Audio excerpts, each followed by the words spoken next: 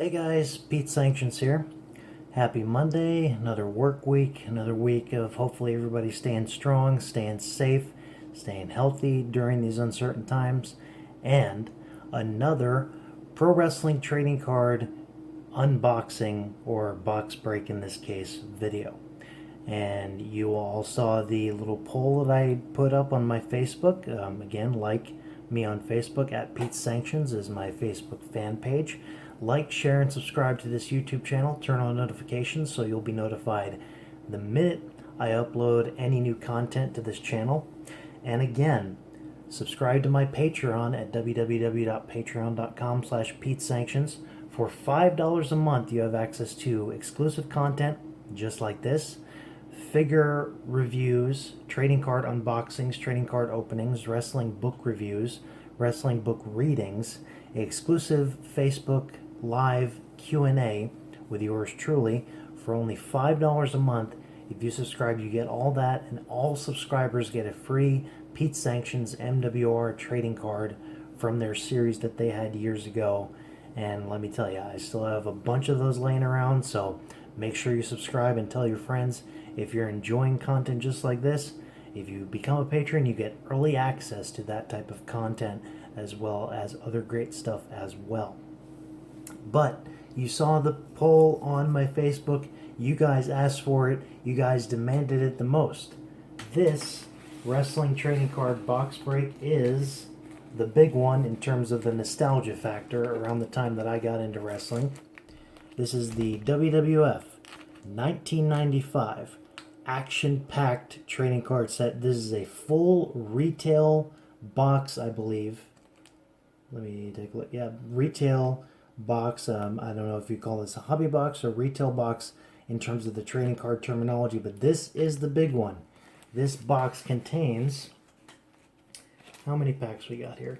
24 packs, 6 cards each, and the Action Pack series that WWF put out in 1994 and 95, including some of you football fans out there. They did have a deal with the NFL that lasted a few years, but their big selling point with their cards was the 3D embossed look of the cards, which made them look super cool. Facsimile signatures as well, graphics on the front of the cards, and the 3D embossed look really made the cards stand out, made them really a huge part of anybody's collection around that time. And on the box, these boast the Dirtiest Dozen subset from 1995, which I have a small handful of, so this might be a complete set that we're looking at right here. They also boast the High Flyers of the Ring subset, and the big one, the 24 karat gold leaf cards. And if I can flip this over, there you see the side of the box here with the classic WWF logo and the frequency of the packs. Am I able to get a read on that at the moment? I think if I take a look at a pack, it'll tell me. So here's basically what the pack looks like on the front and the back. Kind of standard for wrestling trading card packs. The ones in 1994 had, I believe, either Luger or Bulldog on the cover. These are kind of standard, meat and potatoes trading card packs, and the odds are listed here. It says there's a second chance sweepstakes that was advertised here, and it said no purchase necessary to enter the second chance drawing to win one of 50 24 karat gold leaf stamped World Wrestling Federation cards. You needed to send a 3x5 card on which you handprint your name, address, and telephone number to Action Packed World Wrestling Federation Second Chance Sweepstakes, P.O. Box 186, Itasca, Illinois 60143. And the contest expired December 31st, 1995. New Year's Eve of 1995 was when that contest expired to get a second chance at those elusive, I would assume, 24 karat gold leaf cards. Copyright 1995. And it says odds of finding a pack containing a 24 karat gold leaf card are 1 in 96 packs. And there are 24 packs in this box. So let's not waste any more time and get right into it. And if you've been watching my card opening videos thus far, you know that I like to save an empty pack in my binders as sort of a memento of my trading card collecting adventures. And I'm just gonna take scissors to this one real quick, or yeah, I'll just I'll try and save the next pack. But here's pack number 1 of this 24 pack box. Here we go.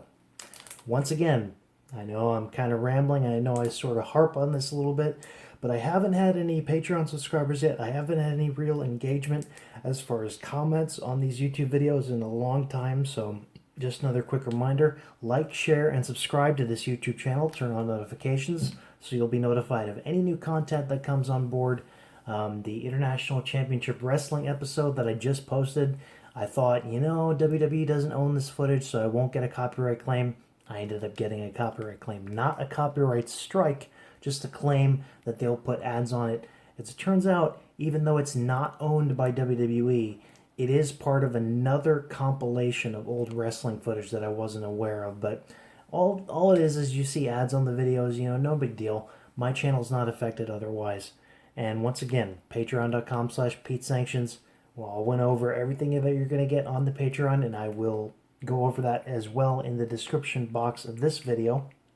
And anything you want to see more of, less of, something that you haven't seen before on my channel, comment down below in the comment section so I know, so I can hear from you guys, and you guys will reach out to me and we can communicate so I can give you more of what you want, less of what you don't want. I can improve the quality of my videos, maybe stop doing them from my kitchen, maybe get myself a professional setup in terms of the audio and the video. Enough rambling, let's get right to it. Pack number 1 of the 1995 WWF action-packed card box break. And like I said, I only have a small handful of these, so they look a little bit different from the 1994 set. And it looks like each pack, in the front of the pack and the back of the pack, has these inserts that just kind of go over again the parameters of the set there. So I'll discard that, and I'll discard the one from the back. Another entry to the second chance sweepstakes for the back of the pack. Card number 1, we have Doink the Clown, the Prince of Pranksters. Doink the Clown from 1995, portrayed by Ray Apollo. And I'm not sure if the video picks up this very well, but there's the 3D embossed look for the Doinkster with the Action Pack logo in the corner. And these base cards followed the pink outline, as the 1994 base cards followed, I believe it was gold and black as far as the names.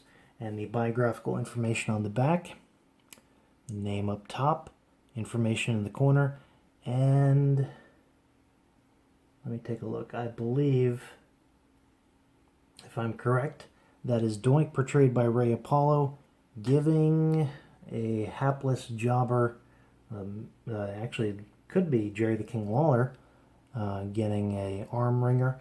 And then on the back, I believe, is Matt Bourne's version of the character. I think that particular photo was a match between Doink the Clown and a prolific jobber at that time named Joey Maggs, who he actually attacked before the match. So interesting little tidbit there. There's Apollo on the front. I think Bourne on the back. I don't believe Bourne ever wore that outfit. I could be wrong. But then again, in June of 1993, Doink the Clown was the first wrestler that caught my eye. Maybe kids with cerebral palsy are attracted to bright colors on TV. I don't know. But that's the first wrestler that really inspired me and caught my eye, and the first wrestler I was ever introduced to. So I became a huge fan in my later years, and I'm still a huge fan of that gimmick today. Rest in peace, Matt Bourne. And I saw Ray Apollo be interviewed in the recent documentary 350 Days that was released a few years ago, produced by one of the same producers of the movie The Wrestler. I believe his name was Evan Ginsberg. But it included interviews with a ton of wrestling legends that you know and love. Some you may not be so familiar with. One of them was Doink the Clown, portrayed by Ray Apollo. I believe he was interviewed at a convention. But anyway, that's Doink for the first card. Second card is from the High Flyers of the Ring subset, and that is Bret the Hitman Hart. The High Flyers of the Ring logo in the corner there, and the name in that sort of design for the High Flyers, and the biographical information on the back for Bret the Hitman Hart for the High Flyers of the Ring. Next we have another High Flyer. This time it's Bob Sparkplug Holly. That time he had switched names. The first name I believe was Thurman Sparky Plug, and they realized that wasn't going to work, though they came up with the much better name of Bob Sparkplug Holly. I did tape 3 episodes of WWF Mania in June of 95. One of them included a King of the Ring qualifying match between Bob Sparkplug Holly and Nebraska Pro Wrestling Hall of Fame inductee and Nebraska native Mantar Mike Halleck. And that's one that I'll always remember from Bob Holly's run as the race car driver of the new WWF generation. Next we have our first card in the Dirtiest Dozen subset. Double J, J-E-F-F, J-A-R-R-E-T-T, Jeff Jarrett, that time in the more colorful variation of the country music star gear that he had at the time. Nice little logo for Dirtiest Dozen with the skull and crossbones. And biographical information on the back as well, but that's Jeff Jarrett in the Dirty Dozen. Next in this pack we have the base card for Nikolai Volkoff in his short run around 94-95 as the member of the $1 Million Corporation. I believe he was not so much a member of the $1 Million Corporation as much as he was Ted DiBiase's lackey at that time. And a little humorous detail, on the back of his trunks, I believe, was the symbol for cents instead of dollars, if I remember correctly. But biographical information for one half of the Bolsheviks, WWE Hall of Famer, the late great Nikolai Volkoff in the base cards. And to round out this pack, another base card for Lex Luger, made in the USA. Lex Luger, another star that they were heavily pushing around that time, but that's Luger to round out pack number 1. Let's get into pack number 2, and this is the one that I'm going to attempt to save here. And hopefully we got enough time to get through all these packs. I know we will if I try not to ramble too much, but that's always a kind of an issue with me. If you've seen me at shows or if you've seen me ring announcing in my home promotion of Magnum Pro, I do tend to ramble a little bit, but no matter. Let's get right into pack number 2. As soon as I opened it up, try not to cut the cards. That would be bad. Looking for a clean tear. That might be as clean as we get. But here is pack number 2 of the 1995 WWF Action Packed series. Discard the front and the back insert cards, and right away we lead off with the Dirtiest Dozen, the leader of the $1 Million Corporation, the $1 Million Man, and Nebraska Pro Wrestling Hall of Fame inductee, Ted DiBiase. Biographical information for the $1 Million Man. And again, on those WWF Mania episodes that I taped, the introduction of Sid into the $1 Million Corporation, and Bam Bam Bigelow and IRS facing off in a King of the Ring qualifying match. I believe it was a King of the Ring qualifying match. That was another one of the highlights of that era. In the base set, the British Bulldog Davey Boy Smith on a singles run with that infamous, like decades-long military press slam. You never quite knew when he was going to slam his opponent to the mat, either that or in a suplex, but that's a base card for Bulldog Davey Boy Smith. Next we have another base card. This time it is for the Beast from the East, Bam Bam Bigelow from Asbury Park, New Jersey. And every year I go on summer vacation with my family to the Jersey Shore. I just got back a couple days ago. It was a great time. Went a little shorter than I usually do just because, you like to get back to your routine after a couple of days, as nice as it is to sit on the beach, lounge around, because you might not get the chance to throughout the year. But I did actually go to his hometown of Asbury Park, New Jersey, and checked out the Silver Ball Arcade and Museum for arcade machines and pinball machines, and had a great time. Due to the COVID restrictions, they were only allowing 1 hour of play for $15. Let me tell you, I got a lot of use out of that, so thank them for that. I had a great time, got myself a t-shirt, but I went to Asbury Park, and no wonder Bam Bam was so tough.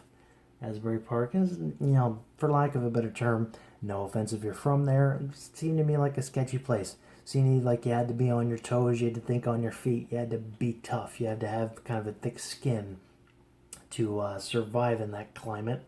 And again, I can think of no other way to say that. I don't mean to offend anyone that's from there, but that was just my observation from it in the time that I spent there. But that's the Beast from the East, Bam Bam Bigelow. Looks like he is preparing to suplex Bob Backlund in the gimmick that Backlund had around that time in the base set for Bam Bam. Next, we have another High Flyers of the Ring, this time kind of surprising. Adam Bomb, who you think would be in the Dirtiest Dozen, but he was a babyface around this time, and he was incredibly agile. Brian Clark was, no matter the gimmick. He'd fly off the top rope like a light heavyweight and do some death-defying moves for a man of his size, but that's High Flyers of the Ring, Adam Bomb. When he would throw out the foam footballs to the crowd, I thought that was a nice part of his entrance as well, but there's the information on the back for High Flyers for Adam Bomb. Next we have The Undertaker, the man from the dark side, for the base subset with the eyes rolled back. And the biographical information on the man from the dark side, the dead man, the demon of Death Valley, The Undertaker, way back in 1995. And to round out pack number 2, we have King Kong Bundy, the muscle and the enforcer of the $1 Million Corporation. That's King Kong Bundy in the basic, the base set here. And do I have a pack here? Apparently that's what they look like when they're empty. Oh, okay. I see what's happening here. In the pack, that's not what's written on the pack.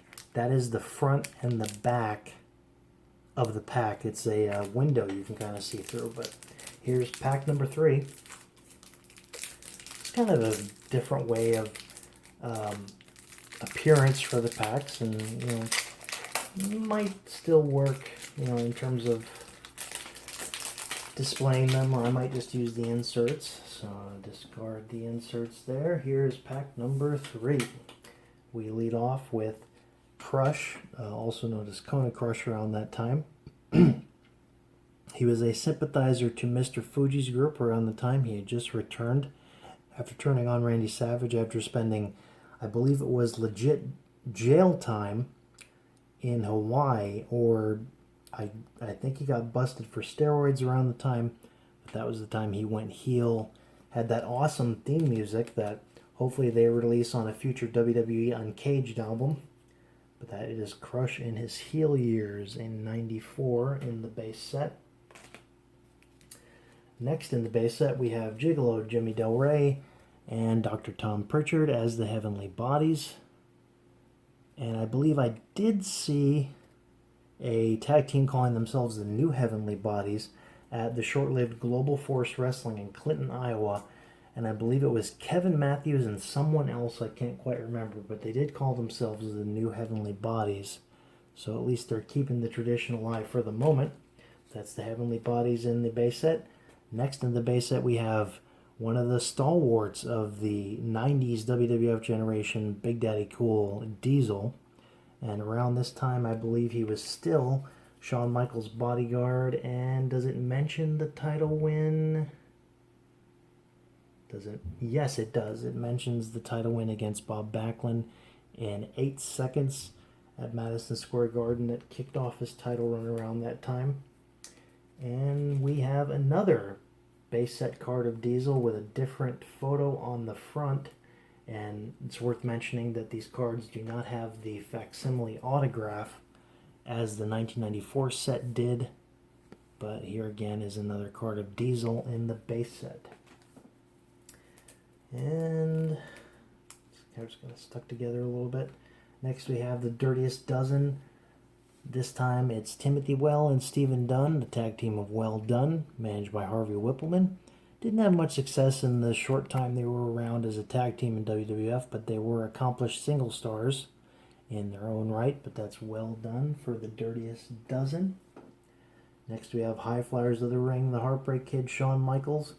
And on the card is a picture of the iconic dive onto Razor Ramon from WrestleMania 10 in that infamous ladder match that kind of set the stage for every ladder match to follow in WWE history after that. But that's Shawn Michaels from the High Flyers of the Ring set. Moving on to the next pack here. And I think I might just display the insert card because this, this to display in a binder is kind of innocuous, ambiguous. I don't know what word I'm looking for there, but you probably wouldn't be able to tell what set I had there just judging by that. And we have another base set card of Crush, and I'm just going back through looking here because we had another one just come up. Is this the same one or is it a different? Yes. It's a duplicate card of Crush from the base set. Next we have another duplicate of the Heavenly Bodies. Another duplicate of Diesel, the first picture of him posing up against a truck. That's a duplicate of Diesel, first picture. And we have a duplicate of Diesel for the second picture. So this might be a pack of duplicates here. It certainly seems that way. We have Shawn Michaels from High Flyers of the Ring we just saw a moment ago. And High Flyers of the Ring Well Done. So this was a pack of duplicates here. No, I'm sorry. That's Dirtiest Dozen Well Done that we saw there. Alright, moving right along to the next pack. Come on, let's see if we can get that 24 karat gold leaf card.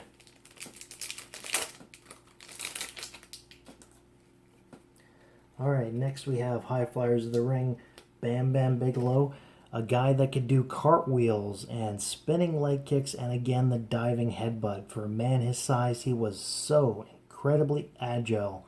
Rest in peace to Scott Bam Bam Bigelow in the High Flyers of the Ring subset.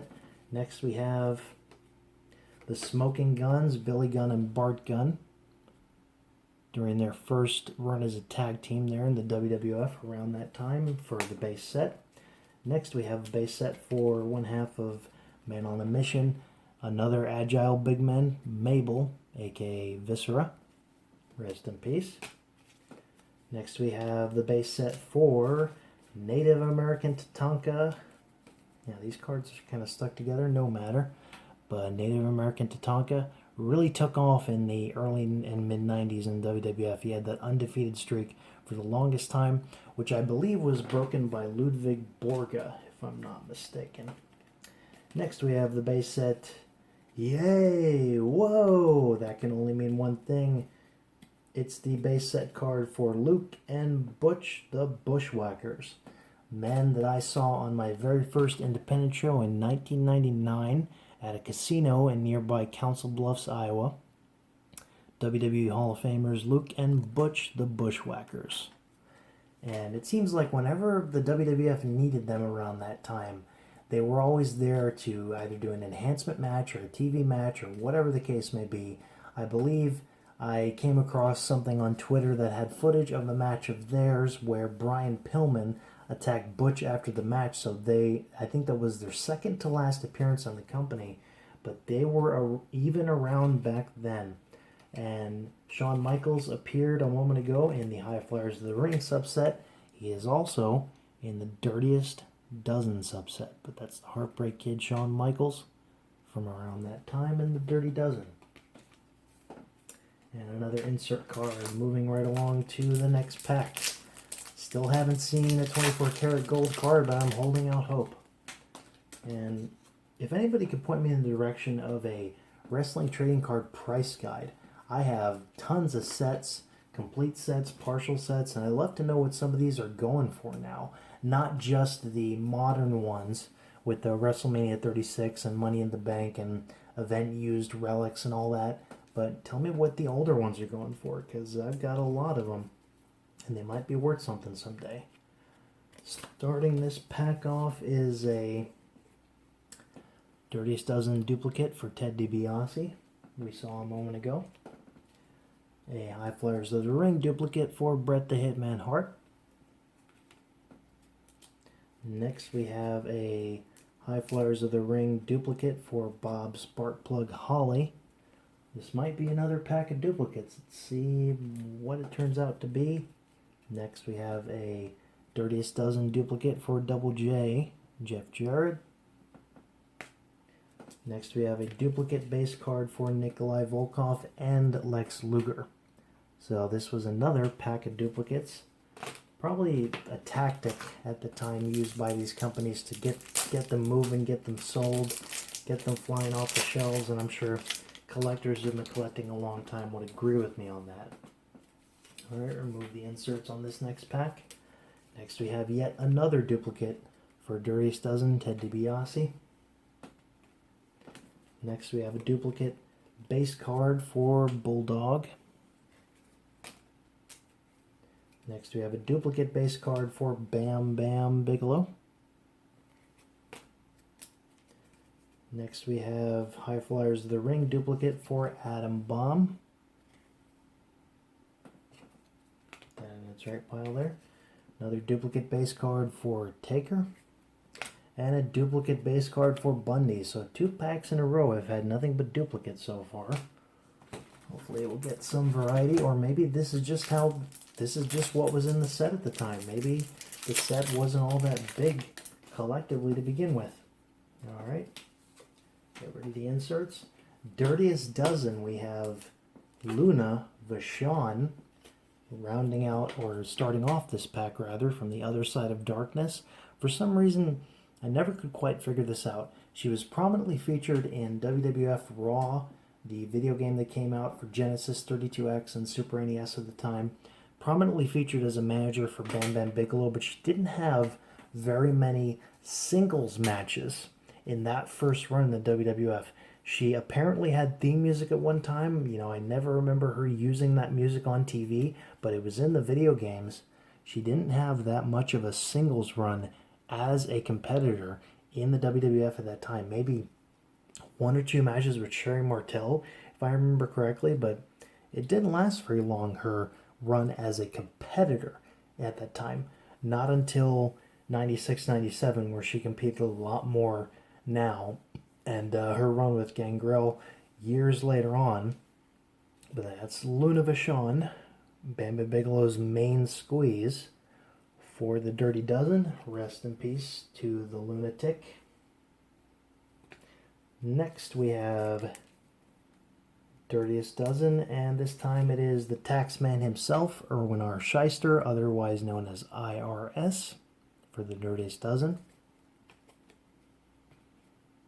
Next up in the Dirtiest Dozen, we have the manager of Yokozuna, former WWF Tag Team Champion, I believe, Mr. Fuji. WWE Hall of Famer, rest in peace, Mr. Fuji. Nice of them to feature the managers. And again, this brings out the embossed look very well. I don't know if the video, it being HD and all, is picking that up very well, but that's the embossed look that was the trademark of these action pack sets. Not just in WWF 94 and 95, but allegedly the NFL had a big run with them, and other sports had a big run with the Action Pack company. Next we have a base card for the bad guy, Razor Ramon, a prolific Intercontinental Champion at that time, the first WWF superstar to win the IC title 3 times in a row. Next we have the base card for Women's Superstar at that time, and the stalwart of the women's division. She pretty much carried the entire division on her back, Alundra Blaze, now known as Medusa. She was set to appear at the Cauliflower Alley Club this year, which has been postponed due to the COVID-19 pandemic. It's been postponed until February, but I'm still going to make the trip out to Vegas in September and hang out with some friends. She was set to be honored at the Cauliflower Alley Club Awards this year, but will be honored, I believe it's either postponed to February or April. I have to check back with you on that, but I am a member, and I believe I'll stay a member and see if I can't rearrange my plans for next year. But that's Alundra Blaze from the base set. Next, High Flyers of the Ring, 1, 2, 3 Kid, another breakout star of that era, Shawn. One of my favorite characters to play in the WWF Raw game around that time. That's High Flyers of the Ring for the 1, 2, 3 Kid. Moving on to the next pack. You know, something tells me, wrestling fans, we might get to that 24 karat gold leaf card. Got about 21 minutes to do it. Get rid of the inserts. We got a duplicate for the Dirtiest Dozen for Luna. Next we have a duplicate for the Heavenly Bodies for the base set. Turn that around there. Jimmy Delray and the Doctor of Desire, Tom Prichard. Duplicate for Diesel. Another duplicate for Diesel, second picture. Duplicate for High Flyers of the Ring for Shawn Michaels. And another duplicate for Dirty Dozen for Well Done. So this was another pack of duplicates. I'm telling you, if it was used as a tactic to get these packs moving, to get them sold, and to create space in these boxes, in these retail boxes, and hey, it's working. That's all I can say about that. Moving on to the next pack. And again, this was a sealed retail box. Never been opened, never been tampered with. But still, I got a good feeling. I'm holding out hope, folks.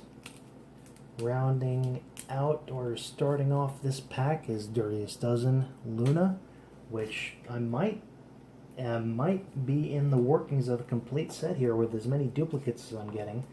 As many repeats as I'm getting here. Next was Dirtiest Dozen for IRS. Another duplicate. Next was Dirtiest Dozen for Mr. Fuji. And these cards are kind of thick to where you think you have two stuck together, but you actually don't. Dirtiest Dozen for Mr. Fuji. Next was a duplicate base card for Razor.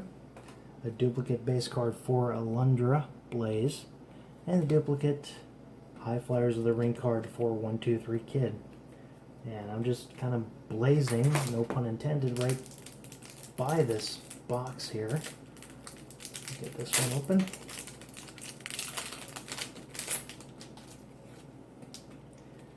Discard those inserts, which I might put at the front of the binder. And this is a different photo from the previous one for the base card for the Man from the Dark Side, the Undertaker. I believe also, yes, a different photo on the back as well. So we got two different base cards for Taker so far. Next we've got the base card for Fatu and Sione, that version of the head shrinkers that was around at that time. And I did see the head shrinkers on my third independent show in 2001. Around that time it was Samu and Ropa, who was L.A. Smooth, Lloyd Anawahi, another member of the infamous Samoan dynasty. Next we have the Dirtiest Dozen, this time Mr. Bob Backlund. And if you want an idea of just how gullible I actually am, I actually didn't believe he was running for president in 1995, so he got me again. I'm a believer to the end. That's Dirtiest Dozen for Mr. Backlund. Next we have Yokozuna in a subset. The base set for Yoko.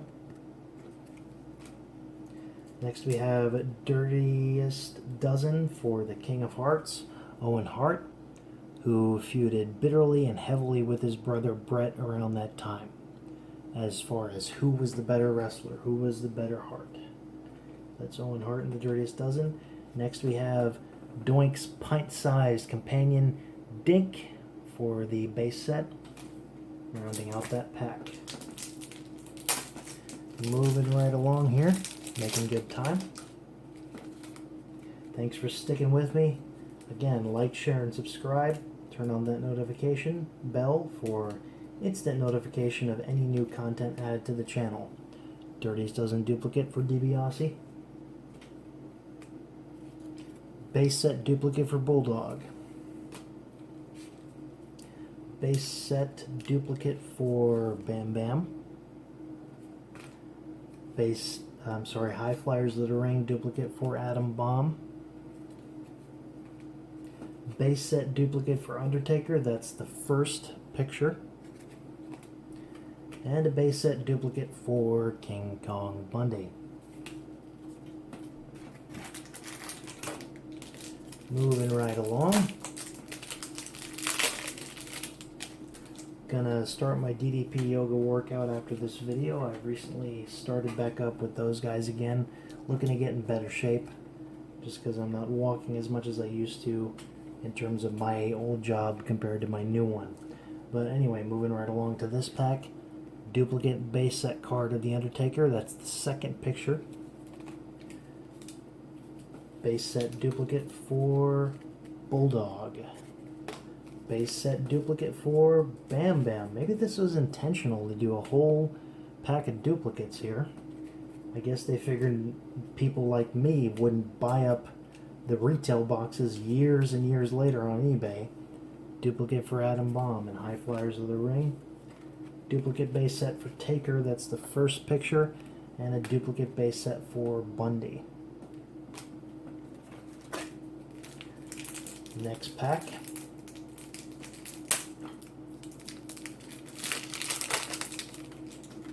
Get rid of the inserts. Duplicate base card for Taker, second picture. Duplicate base card for Head Shrinkers. Believe that might be Hunter Hearst Helmsley that they're gonna do that big Samoan assisted splash on. Could be wrong about that, but that's a duplicate for the Head Shrinkers. Duplicate for Mr. Backlund in the Dirtiest Dozen subset. Duplicate for Yoko in the base set. Duplicate for Dirtiest Dozen for Owen Hart. And a duplicate of Dink in the base set. Moving right along to the next pack. Again, thank you for your patience. I know these pack openings, and I haven't really watched too many other pack opening videos, so I don't know how to make them less tedious for the viewer. Oh, here's a big one. And I'm friends with this guy on Facebook. A base set card for Duke the Dumpster Drozy. Another one of the occupational gimmicks around that time. It's the base card for the dumpster. Next is Dirtiest Dozen IRS duplicate. Dirtiest Dozen Mr. Fuji duplicate. Razor Ramon base card duplicate.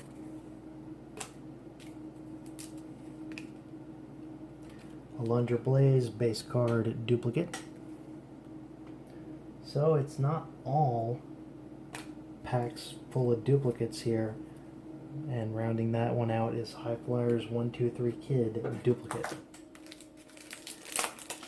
Moving on to the next pack here, fans. Okay. Hopefully we'll get to those elusive 24 karat gold leaf cards. I'm holding out hope for it. Next we have a duplicate for the dumpster. Base set. Oh, here we go. Dirtiest Dozen card this time for WWF Women's Division star and Japanese Joshi Pro Wrestler star Bull Nakano for the Dirtiest Dozen. Also one of my favorites around that time. Next we have a base card for the manager of The Undertaker, Paul Bearer. Nice to see him featured. Next we have Dirtiest Dozen. This time it's Jim the Anvil Neidhart in his short-lived run around that time before he became Who a year later. For the Dirtiest Dozen, that's the Anvil. Next we have Dirtiest Dozen Jerry the King Lawler, who had entered the company 1 year prior. That's the King in Dirtiest Dozen. Biographical information there. Rounding out that pack, we have Bret the Hitman Hart in a subset. Oh, I'm sorry, base set. Keep getting those two confused. Alright, we are down to about 4 or 5 more packs here. Again, thanks for your patience. 11 minutes to go. I know we can do it. And I'm going to move a little bit faster through this. Duplicate High Flyers Bam Bam. Duplicate base set Smoking Guns. Duplicate base set Mabel. Duplicate base set Native American Tatanka. Duplicate base set Bushwhackers. Duplicate Dirtiest Dozen Shawn Michaels. Any trading card aficionados that do opening or box break videos, let me know how to make these. Let me know how to trim them up a little bit so I'm not wasting so much time. Tell me how you format yours. Tell me what your video production is like when you do yours. That would help me out a lot. Duplicate High Flyers Bam Bam. Duplicate base set Head Shrinkers. Duplicate Dirtiest Dozen Mr. Backlund. Duplicate base set Yoko. Duplicate Dirtiest Dozen Owen Hart. And almost how one of the last packs ended. This pack ends with another dink from the base set. Alright, got about 5 to go here. 10 minutes left. Kind of playing beat the clock in this juncture. To start off this pack, we have duplicate base set Head Shrinkers. Duplicate base set Taker, second picture. Duplicate Dirtiest Dozen Mr. Backlund, once again. Duplicate base set Yoko. Duplicate Dirtiest Dozen Owen, and again, rounding off the pack just like the last one did. Owen and Dink. Owen Dirtiest Dozen, Dink in the base set.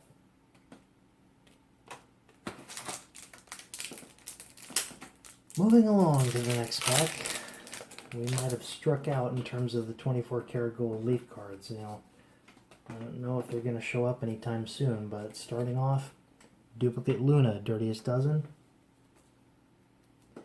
and duplicate Dirtiest Dozen for IRS and Fuji.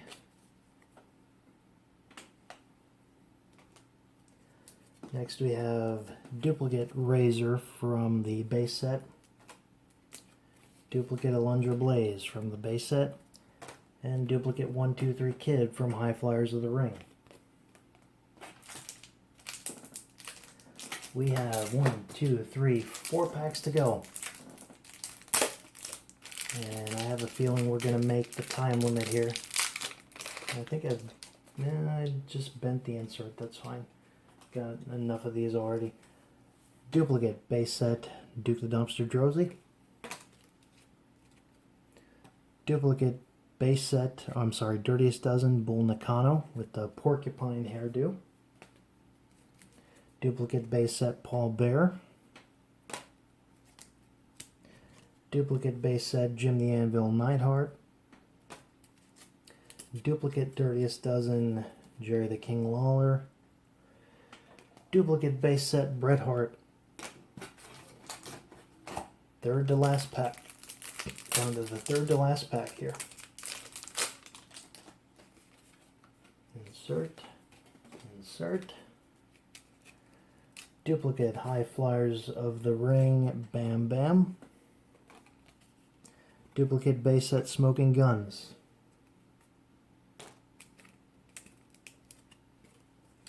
Duplicate base set Mabel. Duplicate base set Tatanka. Duplicate base set Bushwhackers. Duplicate Dirtiest Dozen Shawn Michaels.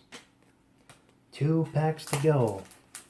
Keep our fingers crossed for that 24 karat gold leaf card somewhere hidden in these last 2 packs. Come on, I can feel it. Insert. Insert. Duplicate base set Doink. Duplicate base set High Flyers, Bret Hart. Duplicate base set High Flyers, duplicate High Flyers, Bob Sparkplug Holly. 6 minutes. I know we can do it. Wish I didn't have to play Beat the Clock so much. Duplicate Dirtiest Dozen Double J. Duplicate base set Nikolai. Duplicate base set Lex Luger. A lot of these packs are ending sort of similarly. Down to the last pack, folks. Here we go. Cross our fingers, cross our toes. Let's get that 24 karat gold leaf card. Here we go. Last pack of the set. Thank you for sticking with me. Like, share, and subscribe. Subscribe to my Patreon. I'll put all the links in the description. You know the drill by now. Insert. Insert. Here we go. The last pack contains base set of the dumpster. Duplicate. Dirtiest Dozen Bull Nakano. Duplicate. Base set Paul Bear. Duplicate. Dirtiest Dozen Jim the Anvil Neidhart. Duplicate. Dirtiest Dozen Jerry the King Lawler. Duplicate. And the last and final card in this retail box break is the base set Bret the Hitman Hart. So 24 packs, not a 24 karat leaf gold leaf card in sight. So better luck next time. See maybe if I can track more packs down if you want to see me hit it. Maybe they're out there on eBay somewhere. But that'll do it for the 1995 WWF Action Packed Retail Box Break. This has been Pete's Sanctions. Subscribe to the Patreon. Like, share, and subscribe. Turn on notifications. And again, stay safe. Stay healthy. Take care of yourselves. Take care of each other. Let's hold out hope. We're all trying to make it through these uncertain times. And videos like these will get your mind off things for a little while at least. And I'm happy I'm able to do that for you guys. So take care. And I'll see you next time down the road. This is Pete Sanctions. So long from ringside.